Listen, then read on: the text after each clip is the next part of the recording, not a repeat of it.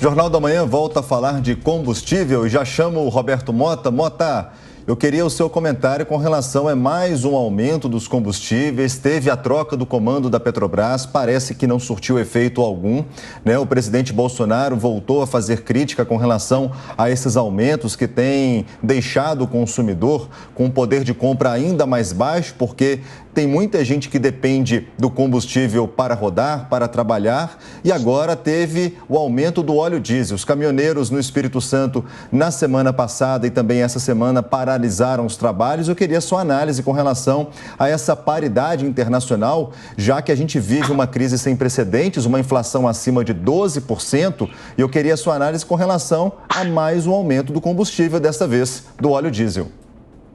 Maicon, como o Paulo observou com bastante inteligência e uma ironia meio ferina, o aumento dos combustíveis é mundial. Os Estados Unidos estão passando exatamente pela mesma situação que o Brasil, os países europeus também. Lá na Europa ainda tem mais um componente, né, que é a proximidade da guerra.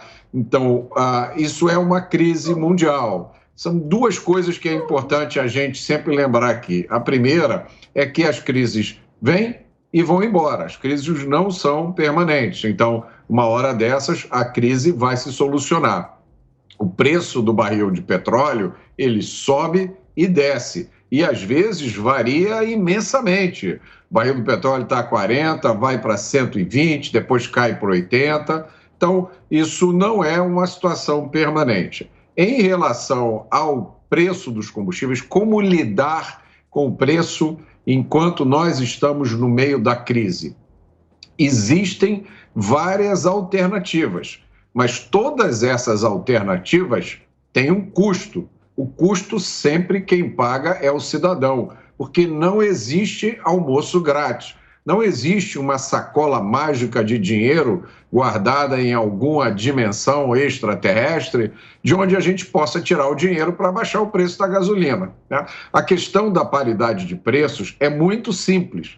A Petrobras é uma empresa de economia mista que tem acionistas privados. Então, ela tem que operar de acordo com as regras que regem as empresas de sociedade anônima. Então, se a Petrobras der prejuízo, o que acontece quando ela abandona a paridade, esse prejuízo tem que ser coberto por alguém.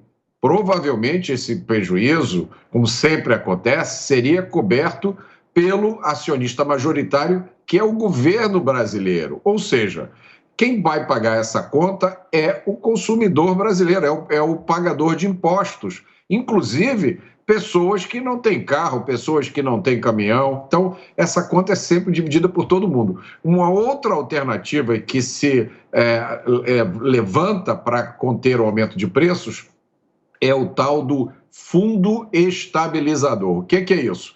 O governo tira dinheiro de algum lugar, talvez dos dividendos que a Petrobras paga, de alguns impostos, e aí o governo cria um fundo, é um pote de dinheiro que serve para, quando o preço da gasolina e do diesel subir muito, o governo vai lá, pega dinheiro desse pote e ajuda a subsidiar o preço dos combustíveis. Mas a história brasileira mostra que toda vez que tem um pote de dinheiro sentado em algum lugar esperando, os políticos vão lá e usam esse dinheiro para uma outra finalidade. A última alternativa para controlar o preço dos combustíveis seria uma redução voluntária das margens pela Petrobras. Então, os acionistas da Petrobras se juntam e decidem a reduzir a margem da Petrobras, que, segundo especialistas, hoje se encontra em níveis muito altos quando comparado com a das concorrentes. Dizem os números que hoje a Petrobras tem uma margem de mais de 50%, enquanto os seus concorrentes teriam margens por volta de 25%. Isso também não é uma decisão assim muito simples.